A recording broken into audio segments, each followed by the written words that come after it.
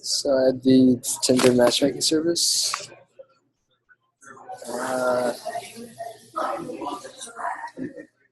you can see my inputs that I give for my service are preference weights per user. That's like how many photos each person prefers. So given a certain user profile for a Tinder user to swipe on, they have a certain percentage chance they're going to swipe right based on the number of photos. And the Evans analysis service will analyze that in real time and give me a weight. So a certain user would prefer swiping right on a user with 3 photos 75% of the time, and then 0 photos 10% of the time. And I'll use that to make a cube.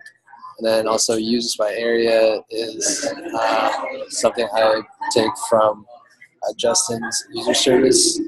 I will look for users in a specific area to feed into my queue for a specific user, because you only look for a user in a specific area. And then also I get swipes from the client that indicates how each user is swiping.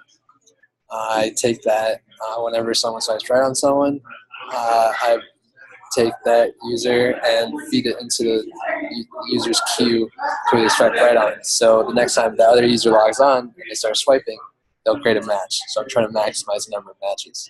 And then the outputs is the queued user cards that is uses all this information from my inputs to create my queue.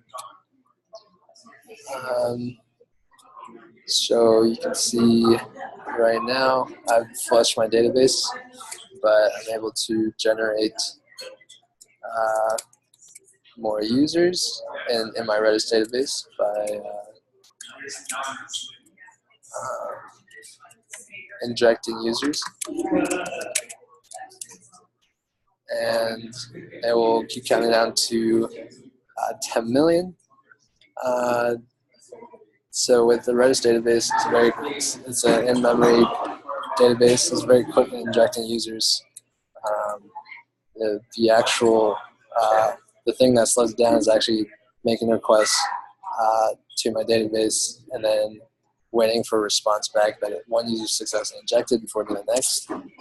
Once the users are injected, put in what maybe a couple 100,000 users. Essentially, I can start requesting users for my queue. So in my database, there are a few separate data types. So with Redis, you can have hashes, sets, and lists. So for the users, I need a user info that's kind of like an object. So I have a user hash. Essentially, I feed an ID, and I get an array or a list of all this user information. That's the key value pair. And then I have swipes as a set. So every user, all their swipes are stored in this set, so that I'm able to do, and Redis does this very well, very quickly. I'm able to, every time I fetch a list from Justin, I'm able to do the difference between the two sets and make sure whatever I serve up in queue hasn't already been swiped on. So it's something Redis is very good for, exactly what I need. The queue is a list because Redis lists allowed to append to the end of the list, and then as well as to the head of the list. So again, when I said when people swipe right on someone, I append them to the head of the list, so that whenever a user hops on to start swiping on Tinder, what typically happens is all the people who swipe right on you, you get instant matches, and that kind of forms the habit of wanting to get on Tinder and start swiping, or at least you want to check because potential matches are at the head of your queue. Used by area, by photo count. This I'm getting from Justin. So I have these two sets, and that's what allows me to do the S difference. So if I go to Postman, I go to my Tinder request. So if someone logs on, say user this ID, and they're in location D, and they want a queue, and I can start my server.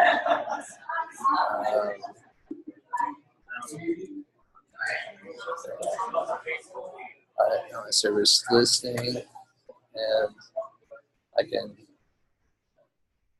send a request. Oh, so must have. Location ID is not defined. Alright, something broke. Ideally, it sends like a queue of 100 users, and that's what it currently does. And then you can also send swipes, and it'll tell you whether a swipe was made.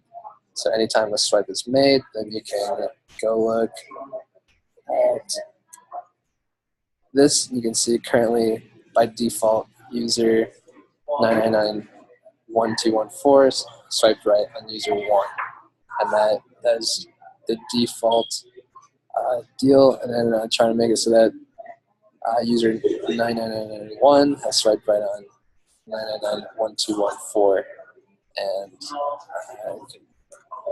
demonstrate that.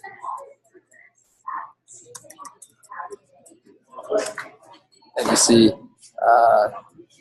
this user has swiped right on this other user and ends up in a scan list. Set. That's about the state of the app. Difficulties with doing this, probably learning the Redis language in the first place. Otherwise, no other difficulties. Plan to start with Elasticsearch and Grafana today. And thank you, that's it.